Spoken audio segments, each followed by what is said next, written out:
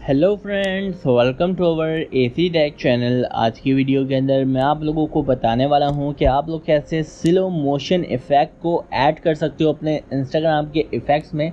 तो आइए वीडियो को शुरू करते हैं। सबसे पहले आप लोगों को इंस्टाग्राम के एप्लीकेशन को ओपन कर लेना है एंड देन आप लोगों को अपनी कैमरे के सेक्शन में आ जाना है और यहाँ पे आपके सामने बहुत सारे इफेक्ट्स शो हो रहे होंगे। सिंपल आप लोगों को सबसे एंड में आपके सामने ब्राउज इफेक्ट्स का ऑप्शन शो रहा होगा, इसके ऊपर आपको आना है और यहाँ पे आके टॉप पे आपके सामने इफेक्ट्स के नेम शो हो रहे होंगे। सिंपल आप लोगों को स्वाइप करना है और शुरू में आ जाना है और यहाँ पे आपके सामने सर्च का ऑप्शन है।